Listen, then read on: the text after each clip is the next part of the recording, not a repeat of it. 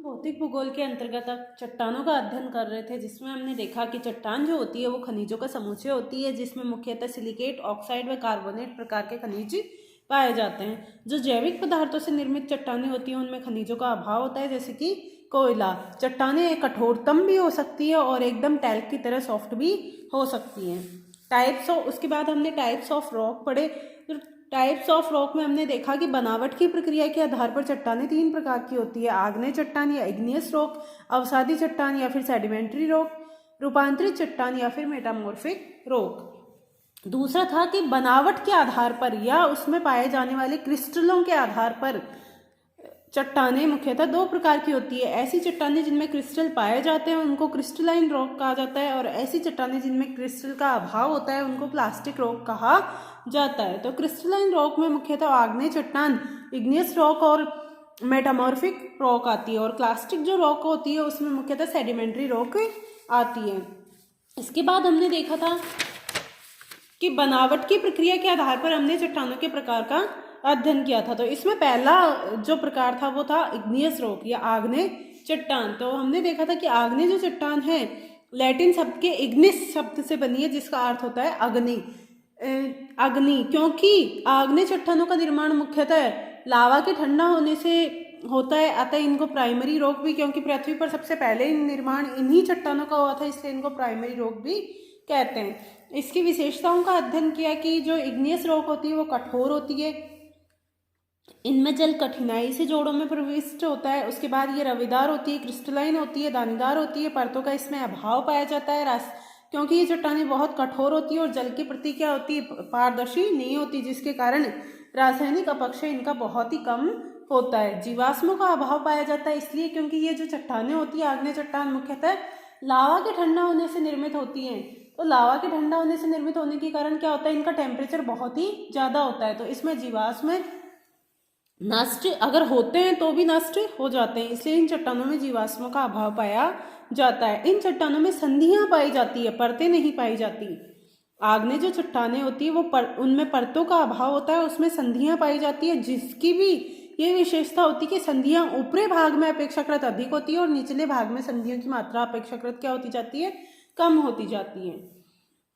अगर वितरण की बात की जाए तो आग्नेय चट्टानें मुख्यतः ज्वालामुखी क्षेत्रों में पाई जाती है। फिर हमने आग्नेय चट्टान के प्रकार टाइप्स ऑफ इग्नियस रॉक का अध्ययन किया, जिसमें हमने देखा कि इसको 3 आधारों पर बांटा गया है: उत्पत्ति के आधार पर, कणों के आधार पर और रासायनिक संरचना के आधार पर। उत्पत्ति के आधार पर आग्नेय चट्टानों को 2 भागों में बांटा गया है: इंट्रूसिव इग्नियस रॉक और एक्सट्रूसिव इग्नियस रॉक। ऐसी आग्नेय चट्टान जिनका निर्माण भूगर्भ में होता है या फिर पृथ्वी की सतह से भीतर की ओर होता है, तो उसको इंट्रूसिव इग्नियस रॉक के नाम से जाना जाता है। और ऐसी आग्नेय चट्टान जिनका निर्माण पृथ्वी की सतह के ऊपर होता है उसको एक्सट्रूसिव इग्नियस रॉक के नाम से जाना जाता है। जो इंट्रूसिव इग्नियस रॉक है तो इन आंतरिक जो चट्टानें हैं आग्नेय चट्टान, इनका निर्माण अगर धरातल से कुछ ही गहराई पर होता है तो इनको मध्यवर्ती या हाइपोबेसिल इग्नियस रॉक के नाम से जाना जाता है। और यदि आग्नेय चट्टान जो आंतरिक आग्नेय चट्टान है उनकी गहराई भूगर्भ में बहुत अधिक होती है तो उनको प्लूटोनिक या पातालीय आग्नेय चट्टानों के नाम से जाना जाता है। और ये जो एक्सट्रूसिव इग्नियस रॉक है ये अगर विस्फोटक उद्गार वाले ज्वालामुखी से निर्मित हो सकती है या फिर दरारी उद्गार वाले ज्वालामुखी से निर्मित हो सकती है।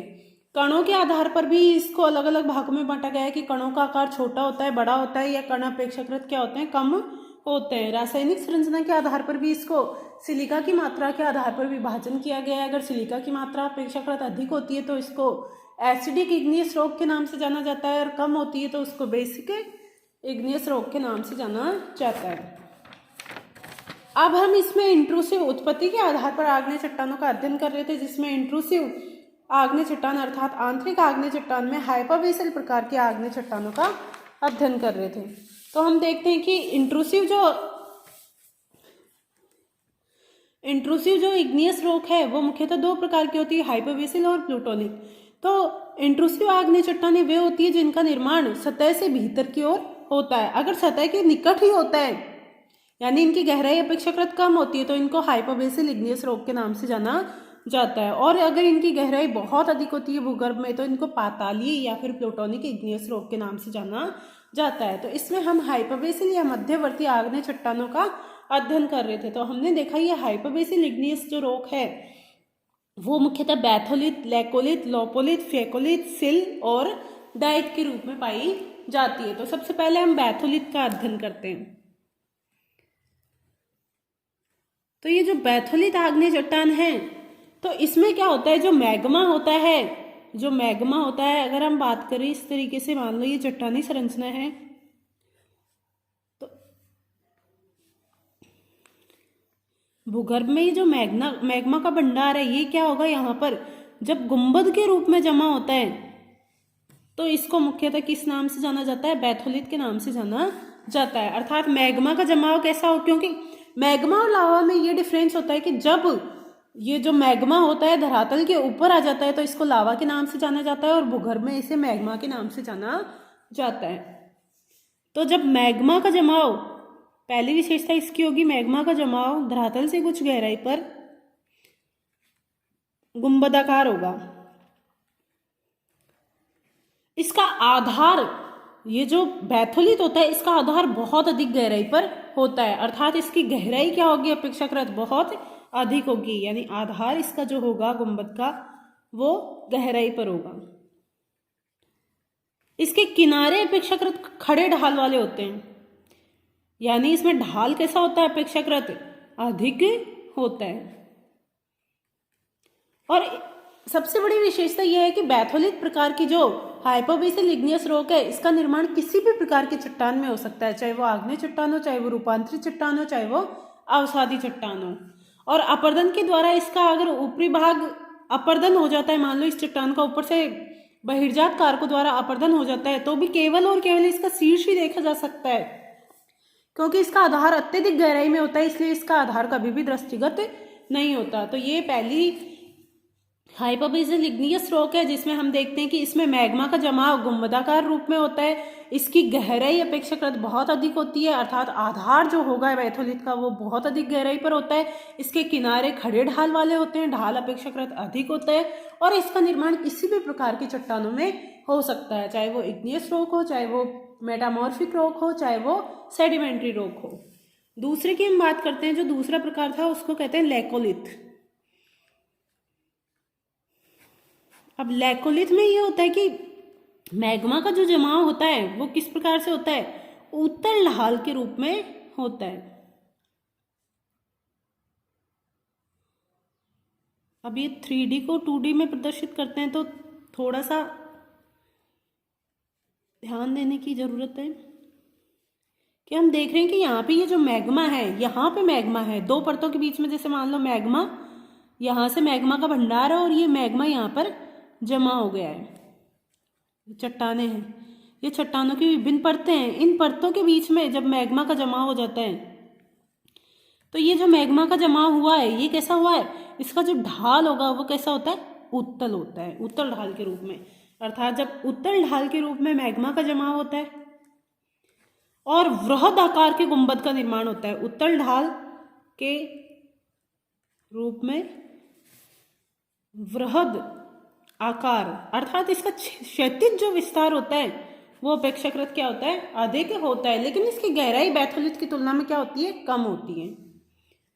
और मुख्य विशेषता यह है कि इसका निर्माण केवल और केवल परतदार चट्टानों में होता है। बैथोलिथ का निर्माण किसी भी प्रकार की चट्टानों में हो सकता है, लेकिन ये जो लैकोलिथ है इसका निर्माण सिर्फ और सिर्फ सेडिमेंट्री रॉक या अवसादी चट्टानों में ही होता है, क्योंकि इसका निर्माण चट्टानों की दो परतों के मध्य मैग्मा के गुंबदाकार रूप में उत्तल ढाल के रूप में अधिक क्षैतिज विस्तार लेते हुए जमा होता है। अब तीसरी अगर बात की जाए, इसमें तीसरा है तो वो है फेकोलिथ।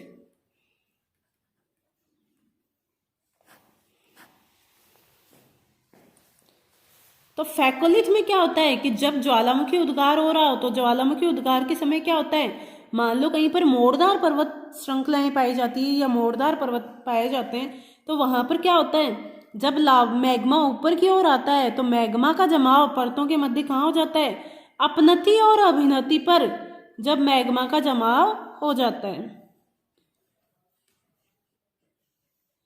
यानी ये क्या है, वलन है, वलन का ये वाला ऊपर उठा हुआ भाग क्या कहलाता है? अपनति कहलाता है, और जो नीचे धसा हुआ भाग होता है ये अभिनति के नाम से जाना जाता है। अर्थात ज्वालामुखी उद्गार के समय जब मैग्मा का जमाव, दूसरी विशेषता वल्लित पर्वतों में होगा, वल्लित पर्वतों में अपनति व अभिनति के रूप में होता है। यानी वल्लित पर्वतों में जब ज्वालामुखी उद्गार होता है, वल्लित पर्वतों में ज्वालामुखी उद्गार के समय जब मैग्मा का जमाव उनकी अपनति व अभिनति के रूप में होता है तो इसे फैकोलिथ के नाम से जाना जाता है।